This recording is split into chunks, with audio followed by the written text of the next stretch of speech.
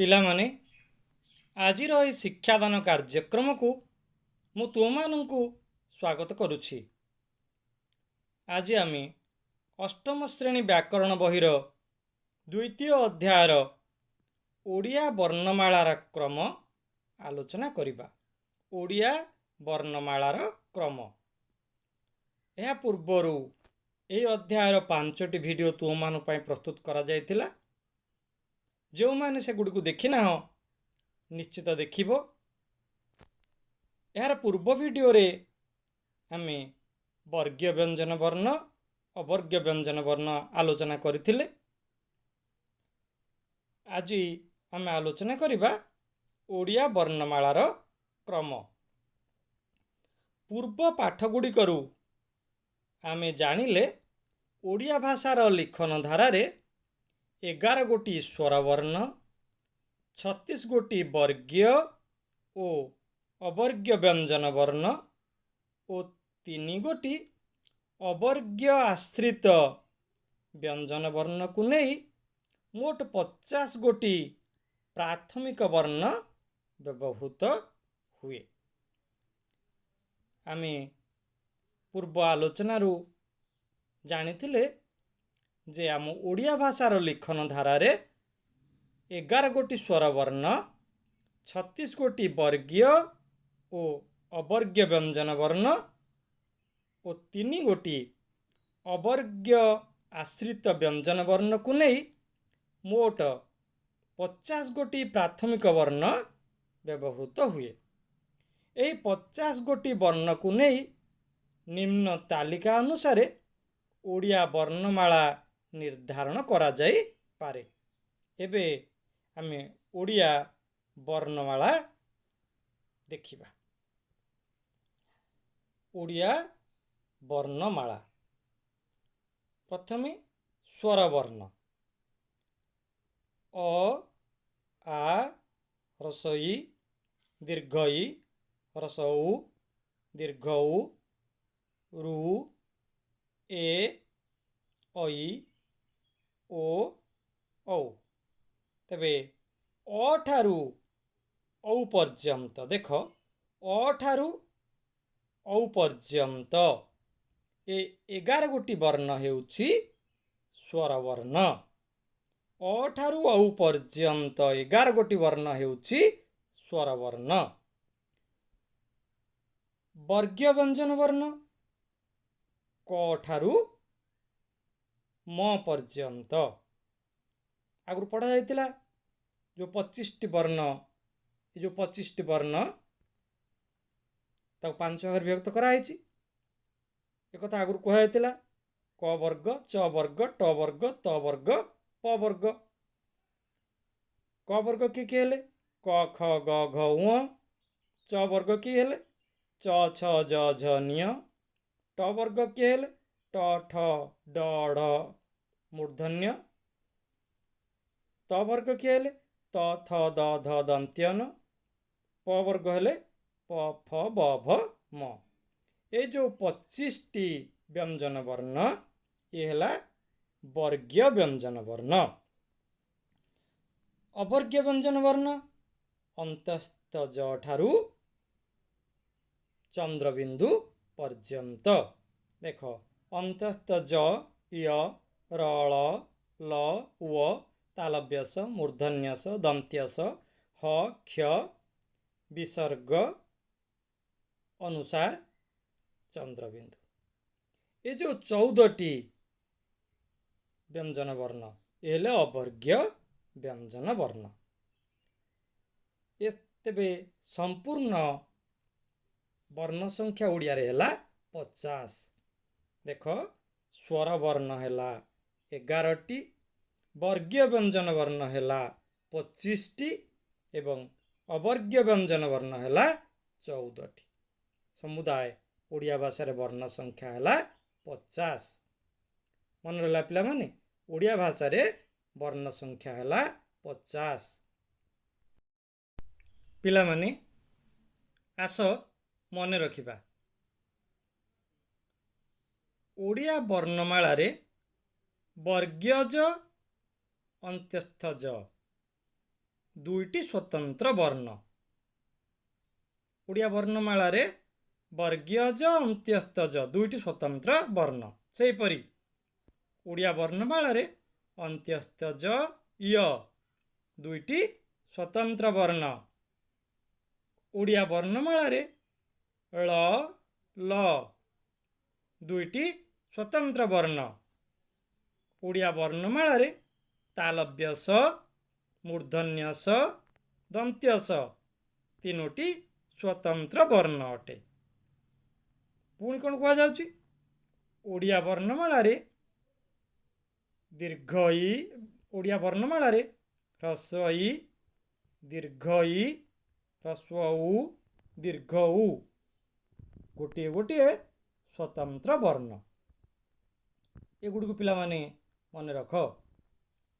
हम ओडिया वर्णमाला रे वर्गीय ज अंत्यस्थ ज अंत्यस्थ ज य ळ ल तालव्य स मूर्धन्य स दंत्य स ह्रस्व ई दीर्घ ई ह्रस्व उ दीर्घ उ ये सबू गोटे गोटे स्वतंत्र वर्ण। एगुड़िकर व्यवहार और स्थान बदली गले शब्दर अर्थ और भाव भी बदली जाए। एगुड़ स्वतंत्र वर्ण कहीं कहुई ना एगुड़िकर व्यवहार और स्थान बदली गले ये जो वर्ण गुड़िकर व्यवहार और स्थान बदली गले शब्दर अर्थ और भाव बदली जाए। मन रख यही वर्ण गुड़िकर व्यवहार और स्थान बदली गले शब्दर अर्थ और भाव बदली जाए। एगुड़ी को आम आस ए वर्ण गुड़िकर स्थान बदली गले केमती तार भाव अर्थ और भाव बदली जाउची ता आमे देखिबा। देख पिला माने अंत्यस्थ ज आकार जा ह्रस्व ई वर्गीय ज आकार जा ह्रस्व ई दुईटा जाकर अर्थ कौन एका ह्रस्व ई एठी अछि ह्रस्व ई एठी अछि एठी अंत्यस्थ ज अछि वर्गीय ज अछि जर उच्चारण होछि जा किंतु अंत्यस्थ आकार जा ह्रस्व ई तार अर्थ जा वर्गीय ज आकार जा ह्रस्व ई तार अर्थ ताहा नुहे। सेमती काल काल दुईटा जाकर अर्थ अलग। ब तालव्य स बस ब दंत्य स बस बस स उच्चारण होछि किंतु तालव्य सर ब तालव्य सर अर्थ जा बस ब तालव्य स बस तार अर्थ जा ब दंत्य स बस तार अर्थ ताहा नुहे। सेमती भ आकारे भा दंत्य स बास तार अर्थ जा भ आकारे भा मूर्धन्य स भास तार अर्थ ताहा नुहे।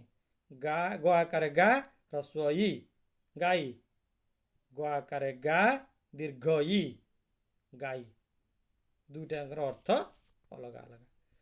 अंत्यस्थ आकारे जा अंत्यस्थ ज आकारे जा तो जात वर्गीय ज आकारे जा तो जात ए दुईटर अर्थ भिन्न अटे। ब एकारे बे ळ बेल ब एकारे बे ळ बेल ब एकार बे ल बेल बेलर अर्थ जा बेलर अर्थ ताहा नुहे। ब एकार बे ळ बेल ब एकार बे ल बेल ए दुईटर अर्थ भिन्न अटे। सेमिति तालव्य स त सत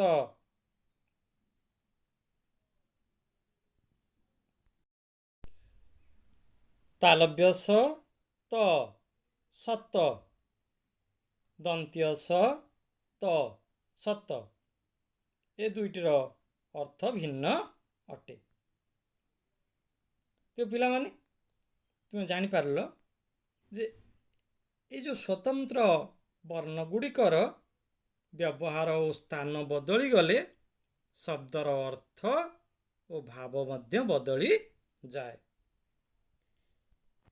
दीर्घ दिन धरी ओडिया लिखन परंपरा रे अवर्ग्य ब वर्ण को वर्ग्य ब परी କିମ୍ବା ବର୍ଣ୍ଣ ଭିତରେ ବିନ୍ଦୁଟିଏ ଦେଇ ଲେଖାଯାଉଥିଲା। ବହୁତ ଦିନ ଧରି ଓଡ଼ିଆ ଲିଖନ ପରମ୍ପରାରେ ଅବର୍ଗୀୟ ବ ବର୍ଣ୍ଣକୁ ବର୍ଗୀୟ ବ ପରି କିମ୍ବା ବର୍ଣ୍ଣ ଭିତରେ ବିନ୍ଦୁଟିଏ ଦେଇ ଲେଖାଯାଉଥିଲା। ଅବର୍ଗୀୟ ବ ନିମିତ୍ତ ଏବେ ବିକଳ୍ପରେ ବା ତା ପରିବର୍ତ୍ତେ ଅବର୍ଗୀୟ ବ ପାଇଁ ବା ବ ପରିବର୍ତ୍ତେ କ'ଣ ବ୍ୟବହାର କରାଯାଉଛି? କୁ ବର୍ଣ୍ଣ ସଂକେତ ବା ଲିପି ଭାବରେ ବ୍ୟବହାର କରାଗଲାଣି। ଏବେ ବ ନିମିତ୍ତ ବା ବ ପାଇଁ ଅବର୍ଗୀୟ ବ ପାଇଁ ଏବେ ତାର ବିକଳ୍ପରେ କୁ ବର୍ଣ୍ଣ ସଂକେତ ବା ଲିପି ଭାବରେ ବ୍ୟବହାର କରାଗଲାଣି। ପିଲାମାନେ, ଏବେ ଆମେ ପଢ଼ିବା ମାତ୍ରା ଓ ଫଳା।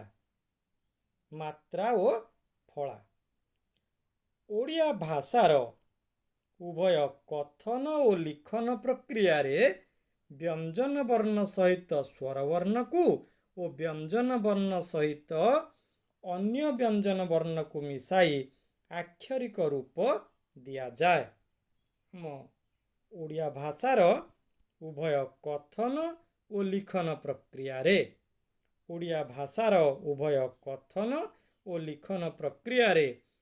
ବ୍ୟଞ୍ଜନ ବର୍ଣ୍ଣ ସହିତ ସ୍ୱର ବର୍ଣ୍ଣକୁ ଓ ବ୍ୟଞ୍ଜନ ବର୍ଣ୍ଣ ସହିତ ଅନ୍ୟ ବ୍ୟଞ୍ଜନ ବର୍ଣ୍ଣକୁ ମିଶାଇ ଆକ୍ଷରିକ ରୂପ ଦିଆଯାଇଥାଏ। ଆସ ଏଠାରେ ଦିଆଯାଇଥିବା ଉଦାହରଣକୁ ଲକ୍ଷ୍ୟ କରିବା। ଦେଖ, କ ଗୋଟିଏ ବର୍ଣ୍ଣ। କ ଯୁକ୍ତ ଅ ସମାନ କ। ଗୋଟିଏ ଅକ୍ଷର, ଅର ମାତ୍ରା ଏଥିରେ ନାହିଁ।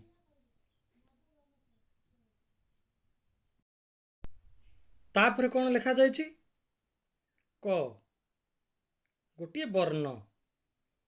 କ ଯୁକ୍ତ ହ୍ରସ୍ୱ ଇ ସମାନ କି। ଗୋଟିଏ ଅକ୍ଷର। ସେମିତି ଦନ୍ତ୍ୟ ସ ଗୋଟିଏ ବର୍ଣ୍ଣ। ସ ଯୁକ୍ତ ଆ ସମାନ ସା ଗୋଟିଏ ଅକ୍ଷର। ଗ ଗୋଟିଏ ବର୍ଣ୍ଣ। ଗ ଯୁକ୍ତ ଦନ୍ତ୍ୟ ନ ଯୁକ୍ତ ଅ ସମାନ ଗ୍ନ ଗୋଟିଏ ଅକ୍ଷର। ତ ଗୋଟିଏ ବର୍ଣ୍ଣ। ତ ଯୁକ୍ତ ର ଯୁକ୍ତ ଦୀର୍ଘ ଇ ସମାନ ତ୍ରି ଗୋଟିଏ ଅକ୍ଷର। ଏଥିରୁ ଆମେ କ'ଣ ଜାଣିଲେ? ଓଡ଼ିଆରେ ଲେଖିବା ବେଳେ ଶବ୍ଦ ଗଠନ ନିମିତ୍ତ ଏକାଧିକ ବର୍ଣ୍ଣକୁ ମିଶାଇ ଆମେ ଅକ୍ଷର ନିର୍ଦ୍ଧାରଣ କରିଥାଉ। ସେ କଥା କୁହାଯାଉଛି ଯେ ଆମେ କ, ସ, ଗ, ତ ପ୍ରଭୃତି ଗୋଟେ ବର୍ଣ୍ଣରେ ଆମେ କ'ଣ କଲୁ? ଏକାଧିକ ବର୍ଣ୍ଣକୁ ମିଶାଇ ଆମେ ଅକ୍ଷର ନିର୍ଦ୍ଧାରଣ କରିଲେ। କ ଯୁକ୍ତ ଅ କ ଯୁକ୍ତ ହ୍ରସ୍ୱ ଇ କି। ଦନ୍ତ୍ୟ ସ ଯୁକ୍ତ ଆ ସା। ଗ ଯୁକ୍ତ ଦନ୍ତ୍ୟ ନ ଯୁକ୍ତ ଅ ସମାନ ଗ୍ନ। ତ ଯୁକ୍ତ ର ଯୁକ୍ତ ଦୀର୍ଘ ଇ ସମାନ ତ୍ରି। ଏସବୁ ହେଲା। ଏଥିରୁ ଆମେ କ'ଣ ଜାଣିଲେ? ଓଡ଼ିଆରେ ଲେଖିବା ବେଳେ ଶବ୍ଦ ଗଠନ ନିମିତ୍ତ ଏକାଧିକ ବର୍ଣ୍ଣକୁ ମିଶାଇ ଆମେ ଅକ୍ଷର ନିର୍ଦ୍ଧାରଣ କରିଥାଉ। ଅର୍ଥାତ୍ ଓଡ଼ିଆରେ ଗୋଟିଏ ଅକ୍ଷର ଭିତରେ ଏକାଧିକ ବର୍ଣ୍ଣ ମିଶିକରି ରହିପାରେ। ଏଇଟା ମନେ ରଖ। ଓଡ଼ିଆରେ ଗୋଟିଏ ଅକ୍ଷର ଭିତରେ ଏକାଧିକ ବର୍ଣ୍ଣ ମିଶିକରି ରହିପାରେ। ଏହି କାରଣରୁ ଓଡ଼ିଆ ଏକ ଆକ୍ଷରିକ ଭାଷା। କାହିଁକି ନା ଓଡ଼ିଆରେ ଗୋଟିଏ ଅକ୍ଷର ଭିତରେ ଏକାଧିକ ବର୍ଣ୍ଣ ମିଶିକରି ରହିପାରେ। ଏହି କାରଣରୁ ଓଡ଼ିଆ ଏକ ଆକ୍ଷରିକ ଭାଷା। ପିଲାମାନେ, ଏହାପରେ ଆମେ ଆଲୋଚନା କରିବା ମାତ୍ରା। ମାତ୍ରା ଓଡ଼ିଆରେ ଆକ୍ଷରିକ ଲିଖନ ବିଧାନରେ ଗୋଟିଏ ବ୍ୟଞ୍ଜନ ସହିତ ଗୋଟିଏ ସ୍ୱରକୁ ମିଶାଇ ଲିଖିତ ରୂପ ଦିଆଯାଇ ପାରିଥାଏ। ଏକଥା ଆଗରୁ କୁହାଯାଇଛି। ଓଡ଼ିଆରେ ଆକ୍ଷରିକ ଲିଖନ ବିଧାନରେ ଗୋଟିଏ ବ୍ୟଞ୍ଜନ ବର୍ଣ୍ଣ ସହିତ ଗୋଟିଏ ସ୍ୱର ବର୍ଣ୍ଣକୁ ମିଶାଇ ଲିଖିତ ରୂପ ଦିଆଯାଇପାରେ। ଶୁଦ୍ଧ ବ୍ୟଞ୍ଜନ ବର୍ଣ୍ଣକୁ ଯେମିତିକି କ, ଗ, ହ, ଦନ୍ତ୍ୟାସ ଇତ୍ୟାଦି ବ୍ୟଞ୍ଜନ ବର୍ଣ୍ଣକୁ ଶବ୍ଦର ଆରମ୍ଭରେ ରଖି ଓଡ଼ିଆ ଭାଷାରେ ଶୁଦ୍ଧ ଶବ୍ଦ କୁହାଯାଇ କିମ୍ବା ଲେଖାଯାଇପାରେ ନାହିଁ। ଏ କଥାଟିକୁ ବୁଝ। ଶୁଦ୍ଧ ବ୍ୟଞ୍ଜନ ବର୍ଣ୍ଣକୁ ଯେମିତିକି କ, ଖ, ଗ, ହ, ଦନ୍ତ୍ୟାସ ଇତ୍ୟାଦି ଶବ୍ଦର ଆରମ୍ଭରେ ରଖି ଓଡ଼ିଆ ଭାଷାରେ ଶୁଦ୍ଧ ଶବ୍ଦ କୁହାଯାଇ କିମ୍ବା ଲେଖାଯାଇପାରେ ନାହିଁ। ସେଥିପାଇଁ ପ୍ରତ୍ୟେକ ବ୍ୟଞ୍ଜନ ବର୍ଣ୍ଣର ଶୁଦ୍ଧ ରୂପରେ ଅସ୍ୱରଟିକୁ ଉଚ୍ଚାରଣର ବା ଲିଖନର ଆଧାର ଭାବରେ ମିଶାଯାଇଥାଏ। ପ୍ରତ୍ୟେକ ବ୍ୟଞ୍ଜନ ବର୍ଣ୍ଣର ଶୁଦ୍ଧ ରୂପରେ ଅସ୍ୱରଟିକୁ ଲେଖିଲା ବେଳେ କିମ୍ବା ଉଚ୍ଚାରଣ କଲା ବେଳେ ବ୍ୟବହାର କରାଯାଇଥାଏ। କ ଯୁକ୍ତ କ, ବ ଯୁକ୍ତ ସମାନ ବ, କ ଯୁକ୍ତ ଅ ସମାନ କ, ବ ଯୁକ୍ତ ଅ ସମାନ ବ। ଏଠାରେ କ, ବ ସ୍ୱର ମିଶ୍ରିତ ବ୍ୟବହାର ଯୋଗ୍ୟ ଏକ ଏକ ବର୍ଣ୍ଣ ରୂପ। ଏ ଯେଉଁ କ ଆଉ ବ ଏ କ'ଣ? ଏଇ କ ଆଉ ବ ସ୍ୱର ମିଶ୍ରିତ ବ୍ୟବହାର ଯୋଗ୍ୟ ଗୋଟିଏ ଗୋଟିଏ ବର୍ଣ୍ଣ ରୂପ। ଅବ୍ୟତୀତ ଅନ୍ୟ 10ଟି ସ୍ୱର ବର୍ଣ୍ଣ ବ୍ୟଞ୍ଜନ ବର୍ଣ୍ଣ ସହିତ ମିଶି ତାହାକୁ ଲିଖିତ ଅକ୍ଷର ରୂପ ଦେଇଥାନ୍ତି। ଅବ୍ୟତୀତ ଅନ୍ୟ 10ଟି ସ୍ୱର ବର୍ଣ୍ଣ ବ୍ୟଞ୍ଜନ ବର୍ଣ୍ଣ ସହିତ ମିଶି ତାହାକୁ ଲିଖିତ ଅକ୍ଷରର ରୂପ ଦେଇଥାନ୍ତି। ଲିଖିତ ଅକ୍ଷର ରୂପ ପାଇଲା ବେଳେ ବ୍ୟଞ୍ଜନ ବର୍ଣ୍ଣ ସହିତ ମିଶିଥିବା ସ୍ୱର ବର୍ଣ୍ଣର କ'ଣ ହୁଏ ନା ପୂର୍ଣ୍ଣାଙ୍ଗ ରୂପଟି ଯୋଗ ହୋଇପାରେ ନାହିଁ। ଯେତେବେଳେ ଏହି ବର୍ଣ୍ଣ ଲିଖିତ ଅକ୍ଷର ରୂପ ପାଏ ସେତେବେଳେ କ'ଣ ହୁଏ? ବ୍ୟଞ୍ଜନ ବର୍ଣ୍ଣ ସହିତ ମିଶିଥିବା ସ୍ୱର ବର୍ଣ୍ଣର ସ୍ୱର ବର୍ଣ୍ଣ କହିଲେ ଆ, ହ୍ରସ୍ୱ ଇ, ଦୀର୍ଘ ଇ, ହ୍ରସ୍ୱ ଉ, ଦୀର୍ଘ ଉ, ରୁ, ଏ, ଐ, ଓ, ଔ ପ୍ରଭୃତି ସ୍ୱରବର୍ଣ୍ଣ ଗୁଡ଼ିକ ଏହି ସ୍ୱରବର୍ଣ୍ଣ ଗୁଡ଼ିକର ପୂର୍ଣ୍ଣାଙ୍ଗ ରୂପଟି ଯୋଗ ହୋଇପାରେ ନାହିଁ। ବ୍ୟଞ୍ଜନ ବର୍ଣ୍ଣ ପୂର୍ଣ୍ଣ ରୂପରେ ଲେଖାଯାଏ ଏବଂ ଏହା ସହିତ ସ୍ୱରବର୍ଣ୍ଣ କେବଳ ଚିହ୍ନ ଆକୃତିରେ ଲାଗିଥାଏ। କ'ଣ ହୁଏ? ବ୍ୟଞ୍ଜନ ବର୍ଣ୍ଣ ପୂର୍ଣ୍ଣ ରୂପରେ ଲେଖାଯାଇଥାଏ କିନ୍ତୁ ଏହି ସ୍ୱରବର୍ଣ୍ଣ ଚିହ୍ନ ଆକୃତିରେ ଲାଗିଥାଏ। କଥନ ବେଳେ ଏହି ମାତ୍ରା ବ୍ୟଞ୍ଜନ ବର୍ଣ୍ଣର ମୂଳ ଉଚ୍ଚାରଣ ସହିତ ମିଶିକରି ଉଚ୍ଚାରିତ ହୁଏ। ଯେତେବେଳେ ଆମେ ତାକୁ କଥାରେ କହୁ ସେତେବେଳେ କ'ଣ ହୁଏ? କଥନ ବେଳେ ଏ ଯେଉଁ ମାତ୍ରା ବ୍ୟବହାର କରୁ ତା ବ୍ୟଞ୍ଜନ ବର୍ଣ୍ଣର ମୂଳ ଉଚ୍ଚାରଣ ସହିତ ମିଶିକରି ଉଚ୍ଚାରିତ ହୁଏ। ମନେ ରଖ, ଅତଏବ ସ୍ୱରବର୍ଣ୍ଣ ଗୁଡ଼ିକ ବ୍ୟଞ୍ଜନ ବର୍ଣ୍ଣରେ ମିଶିଲେ ବିଭିନ୍ନ ସାଙ୍କେତିକ ଚିହ୍ନ ସ୍ୱରୂପ ହୋଇ ଲାଗିଥାନ୍ତି। କଥାଟିକୁ ମନେ ରଖ, ସ୍ୱରବର୍ଣ୍ଣ ଗୁଡ଼ିକ ବ୍ୟଞ୍ଜନ ବର୍ଣ୍ଣରେ ମିଶିଲେ ବିଭିନ୍ନ ସାଙ୍କେତିକ ଚିହ୍ନ ସ୍ୱରୂପ ହୋଇ ଲାଗିଥାନ୍ତି। ସ୍ୱରର ସାଙ୍କେତିକ ଚିହ୍ନକୁ କ'ଣ କୁହାଯାଏ? ସ୍ୱରର ସାଙ୍କେତିକ ଚିହ୍ନକୁ ମାତ୍ରା କୁହାଯାଏ। ମନେ ରଖ, ସ୍ୱରର ସାଙ୍କେତିକ ଚିହ୍ନକୁ ମାତ୍ରା କୁହାଯାଏ। ଏହାକୁ କାର ବା ବନା ବୋଲି ମଧ୍ୟ କୁହାଯାଇଥାଏ। ଏ ଯେଉଁ ମାତ୍ରାକୁ ଆଉ କ'ଣ କୁହାଯାଏ? କାର ବା ବନା ବୋଲି କୁହାଯାଏ। ସ୍ୱରର ସଂକେତ ଚିହ୍ନ ଗୁଡ଼ିକୁ ବ୍ୟଞ୍ଜନ ବର୍ଣ୍ଣ ସହିତ ଯୋଗ କରିବାର ଉପାୟକୁ ବନାନ ପ୍ରକ୍ରିୟା କୁହାଯାଇଥାଏ। ବନାନ ପ୍ରକ୍ରିୟା। ସ୍ୱରର ସାଙ୍କେତିକ ଚିହ୍ନ ଗୁଡ଼ିକୁ ବ୍ୟଞ୍ଜନ ବର୍ଣ୍ଣ ସହିତ ଯୋଗ କରିବାର ଉପାୟକୁ କ'ଣ କୁହାଯାଏ? ବନାନ ପ୍ରକ୍ରିୟା କୁହାଯାଇଥାଏ। ଏବେ ତଳେ ଦିଆଯାଇଥିବା ସ୍ୱରବର୍ଣ୍ଣ ଓ ସେଗୁଡ଼ିକର ସାଙ୍କେତିକ ମାତ୍ରା ସ୍ୱରୂପକୁ ଲକ୍ଷ୍ୟ କରିବା। ସ୍ୱରବର୍ଣ୍ଣ ଦେଖ, ସ୍ୱରବର୍ଣ୍ଣ ଆ ଆ ଆମେ ଦେଖୁଛେ ସ୍ୱରବର୍ଣ୍ଣ ଆ, ଏହାର ମାତ୍ରା ଚିହ୍ନ ଦେଖ ତୁମେ, ଯାହାକୁ ଆମେ କ'ଣ କହୁ? ଆକାର କହୁ। ଦେଖ ପିଲାମାନେ, ଆ ସ୍ୱରବର୍ଣ୍ଣର ମାତ୍ରା ଚିହ୍ନ ଆକାର। ଆକାର, ଏହାକୁ ଆମେ କ'ଣ କହୁ? ଆକାର ବୋଲି କହୁ। ଏ ମାତ୍ରା ଚିହ୍ନକୁ ଆମେ କ'ଣ କହୁ? ଆକାର କହୁ। ଠ ଯୁକ୍ତ ଆକାର କ'ଣ ହେଲା? ଠା। ଠ ଯୁକ୍ତ ଆ, ସେ ଆ ଏଠି ଆକାର ହିଁ ଲେଖାଯାଇଛି। ଠ ଯୁକ୍ତ ଆକାର ଠା। କଠା, କ ଠ ଆକାରେ ଠା, କଠା।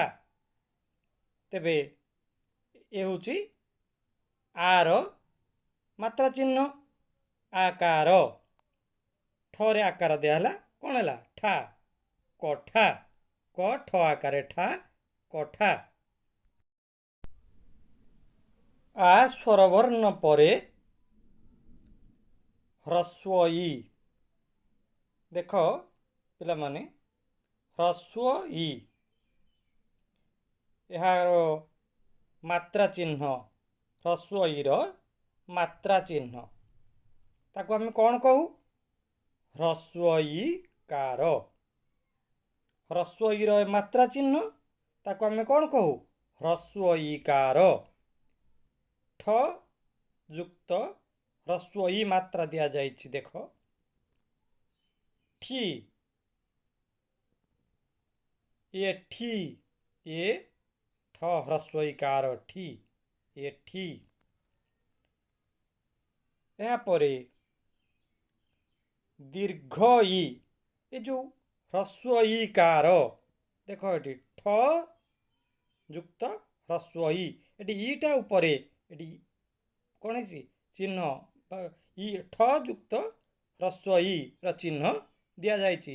ଠି, ଠ ଯୁକ୍ତ ହ୍ରସ୍ୱ ଇ, ଇଟା ଇ ମାତ୍ରାର ଚିହ୍ନ ଏଠି ରହିଛି। ଠି, ଏ ଠ ହ୍ରସ୍ୱ ଇ କାର ଠି। ହ୍ରସ୍ୱ ଇ ପରେ ଦେଖ ପିଲାମାନେ, ଦୀର୍ଘ ଇ, ଏଇଟା ହେଉଛି କ'ଣ? ଦୀର୍ଘ ଇ ମାତ୍ରାର ଚିହ୍ନ। ଦୀର୍ଘ ଇ ମାତ୍ରାର ଚିହ୍ନ, ତାକୁ ଆମେ କ'ଣ କହୁ? ଦୀର୍ଘ ଇ କାର। ତାକୁ ଆମେ କ'ଣ କହୁ? ଦୀର୍ଘ ଇ କାର। ଟ ଯୁକ୍ତ ଦୀର୍ଘ ଇ, ଟି, ଦେଖ କେମିତି ଲେଖାଯାଇଛି। ଟି, ଦୀର୍ଘ ଇ ମାତ୍ରାର ଚିହ୍ନ ଦେଖ। ଟରେ ଦୀର୍ଘ ଇ କାର ଦିଆଯାଇଛି ଟି। ଟ ଯୁକ୍ତ ଦୀର୍ଘ ଇ, ଟି, ଦୀର୍ଘ ଇଟା ଟି, ଦୀର୍ଘ ଇର ଯେଉଁ ମାତ୍ରା ଚିହ୍ନ ଦିଆଯାଇଛି ଦେଖ, ଟି। କଟି, କ ଟ ଦୀର୍ଘ ଇ କାର ଟି, କଟି। କ ଟ ଦୀର୍ଘ ଇ କାର ଟି, କଟି। ଏହାପରେ ହ୍ରସ୍ୱ ଉ, ଏ ହେଉଛି ସ୍ୱରବର୍ଣ୍ଣ ହ୍ରସ୍ୱ ଉ। ହ୍ରସ୍ୱ ଉର ମାତ୍ରା ଚିହ୍ନ ଦେଖ, ସାଙ୍କେତିକ ମାତ୍ରା ଚିହ୍ନ ହ୍ରସ୍ୱ ଉର, ଏ ହେଉଛି ତାର ମାତ୍ରା ଚିହ୍ନ। ତାକୁ ଆମେ କ'ଣ କହୁ? ହ୍ରସ୍ୱ ଉ କାର। ହ୍ରସ୍ୱ ଉ କାର। ଠ ଯୁକ୍ତ ହ୍ରସ୍ୱ ଉ, ଠୁ।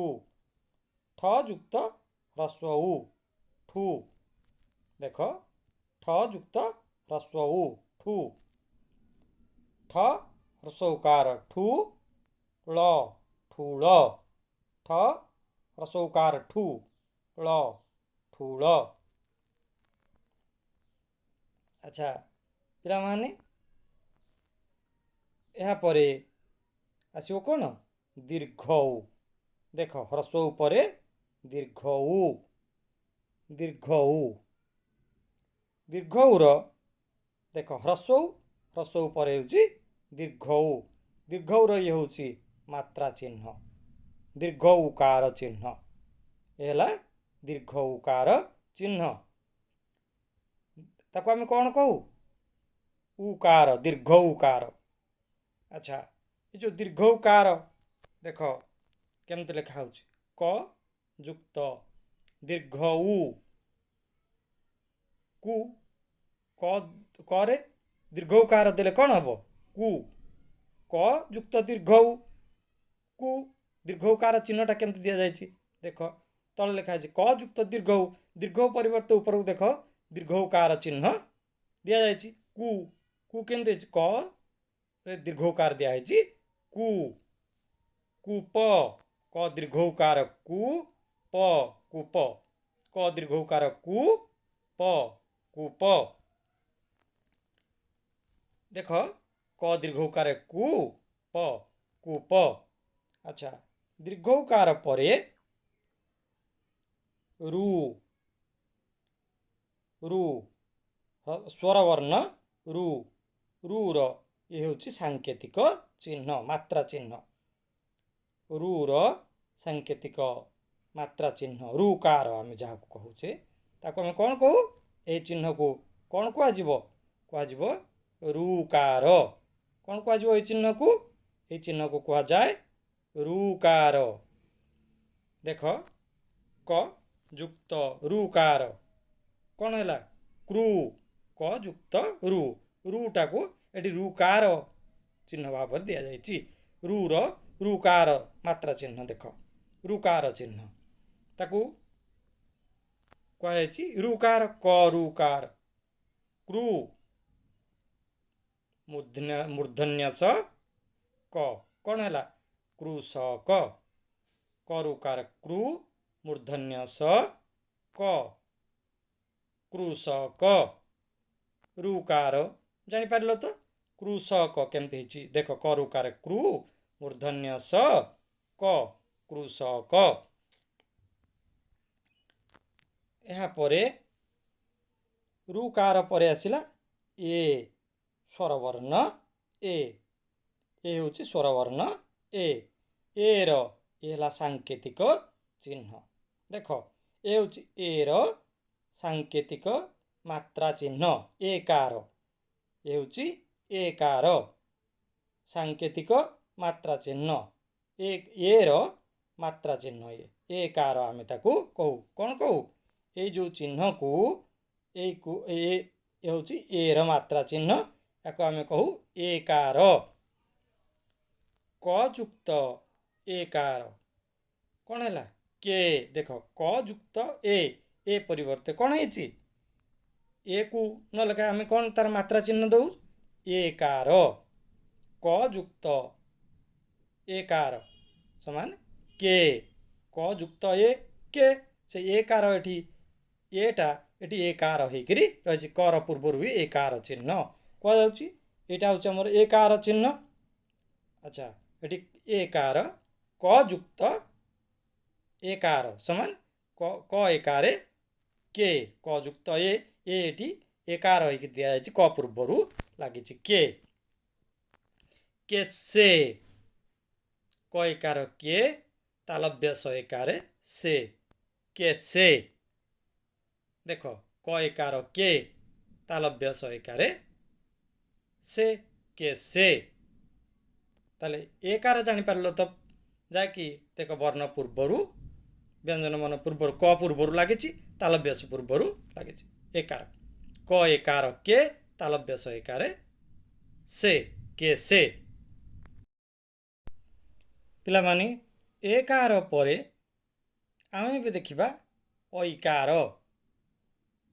देख ऐ स्वरवर्ण ऐ को तुम देख ऐ ऐर ये ହେଉଛି मात्रा चिन्ह ऐ जहाँ आम कौन कहू ऐकार ये जो चिन्ह को आम कौन कहू ऐकार ब युक्त ऐकार कौन है बई ब युक्त ऐकार बरे ऐकार देले कौन हम बई बैठक देख बैकार बई ठक तेरे ऐकार चिन्ह देखिपुच बरे केमती ऐकार दि जाइए बई ब युक्त ऐकार दिहला कौन है बई बई ब ऐकार बई ठक बैठक ऐकार परे ओ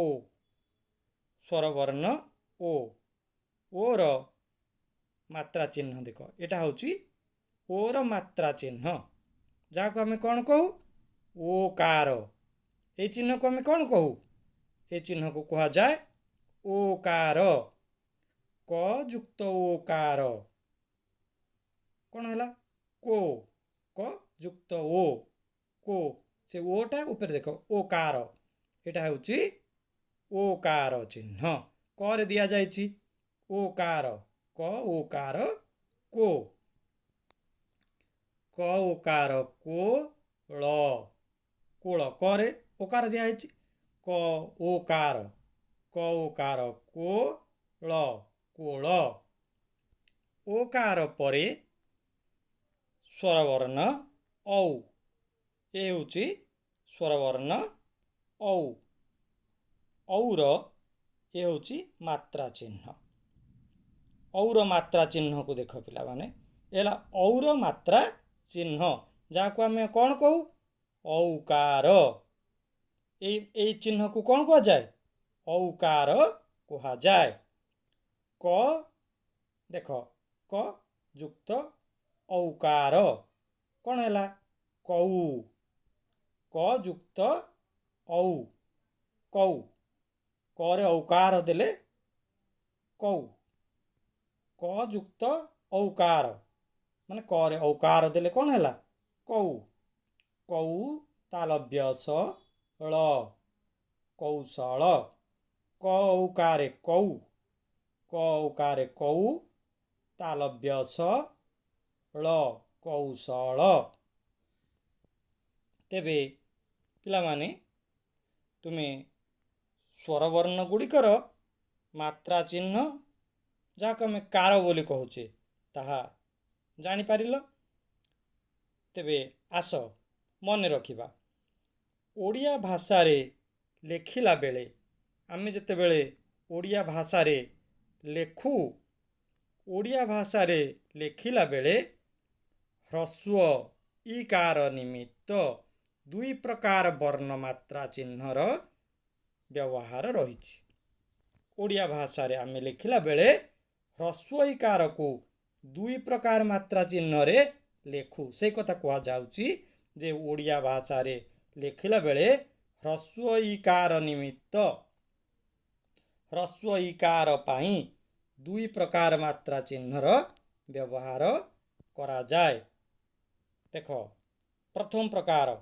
उदाहरण दि जाइए इटिली ह्रस्व ई ट ह्रस्व ईकार टी ल रे ह्रस्व ईकार ली इटिली सेमती किटिमिटी बिकिरी ये कौन है ना व्यंजन वर्ण उपरे ईकार चिन्ह ह्रस्व ईकार चिन्ह लगी ये कौन है देख व्यंजन वर्ण इटिली किटिमिटी बिकिरी ये व्यंजन वर्ण उपरे ट उपरे ल उपरे क उपरे ट उपरे म उपरे ब उपरे देख कौन दिखाई व्यंजन वर्ण उपरे ह्रस्व ईकार चिन्ह लगी अधिकांश ओडिया व्यंजन वर्ण रे यही चिन्हटी प्रधान ह्रस्व ईकार बा मात्रा चिन्ह भाव लागे ये ह्रस्व ईकार बा मात्रा चिन्ह भाव उपरे लागे यहाँ हूँ ह्रस्व ईकार गोटे प्रकार चिन्ह आउ गोटे केमती देख द्वितीय प्रकार ख ह्रस्व इकार खी र ह्रस्व इकार री देख ख रे तले ह्रस्व इकार दिया र रे ऊपर ह्रस्व इकार दिया जाइछि खीरी केमती लिखा है देख खीरी ख रे तले दिया जाइछि र रे ऊपर दिया जाइछि सेमती थिरी थिरी थ रे तले दिया है ह्रस्व इकार र रे ऊपर दिया जाइछि धिकी धिकी ध रे ह्रस्व इकार तले दिया है क रे ऊपर दिया जाइछि ताले एथुर हम कोन जानले केवल ख थ ध मन रख ए कथा टिके केवल ख थ ध एही तीनोटी वर्ण तले ह्रस्व इकार चिन्हटी लागि थाए मन रख ए कथा टिकी ख थ ध एही तीनोटी वर्ण तले ह्रस्व इकार चिन्हटी लागि थाए मुख्य इकार चिन्हर बा ह्रस्व इकार चिन्हर एक विकल्प लिखन चिन्ह देख ऊपर दिया गोटे प्रकार व्यंजन वर्ण ऊपर दिया जाए ये देख व्यंजन वर्ण तले ख थ ध तले ह्रस्व इकार चिन्ह दिया जाइछि ए चिन्हटी ह्रस्व इकार मुख्य इकार चिन्हर एक विकल्प लिखन चिन्ह अटे या केवल ख थ एवं ध रे व्यवहार करा जाए तापर कौन जाउछि कुआ जाउछि जे अस्वर वर्ण क युक्त अ क ख युक्त अ ख ब युक्त अ ब समस्त व्यंजन वर्ण रे हमर जते गुडे व्यंजन वर्ण अछि जते गुडे व्यंजन वर्ण अछि कहूछि अस्वर वर्ण क ख ब समस्त इत्यादि समस्त व्यंजन वर्ण रे आधार वर्ण भाव रे थिबारु यार मात्रा रूप नाही और किछि मात्रा रूप अछि कि जेमती आर अछि ह्रस्व इ अछि दीर्घ इ अछि ह्रस्व उ दीर्घ उ रु ए ऐ ओ एमान जो मात्रा चिन्ह अछि आमे वर्तमान पढिले किंतु और कौनसी मात्रा चिन्ह नाही काहे मात्रा चिन्ह नाही से कथा कहू छी अस्वर वर्ण समस्त व्यंजन वर्ण रे जेमती कि क युक्त ख युक्त ब युक्त प्रभृति समस्त व्यंजन वर्ण रे आधार वर्ण भाव रे थिबारु अव्यंजन वर्णटी अस्वर वर्णटी कौन है अस्वर वर्ण समस्त व्यंजन वर्ण रे मन रख ए कथाटी कि अस्वर वर्ण समस्त व्यंजन वर्ण रे आधार वर्ण भाव रे थिबारु यार मात्रा रूप नाही ए कथाटी कि पिला माने मन रख अस्वर वर्ण समस्त व्यंजन वर्ण रे जते गुडी व्यंजन वर्ण अछि सबु व्यंजन वर्ण रे अस्वर वर्ण कौन हुए ना आधार वर्ण भाव रे रही थाए सेही कथा कुआ जाउची अस्वर वर्ण समस्त व्यंजन वर्ण रे जेमति कि क युक्त ख युक्त ब युक्त इत्यादि समस्त व्यंजन वर्ण रे आधार वर्ण भाव रे थिबारु एहार मात्रा रूप नाही तेबे पिला माने आमे मात्रा विषय रे आलोचना करिले यार परवर्ती वीडियो रे आमे फला विषय रे आलोचना करिबा फला यार परवर्ती वीडियो रे आमे फला विषय रे आलोचना करिबा आज शिक्षादान कार्यक्रम को मु एठारे रखुछि।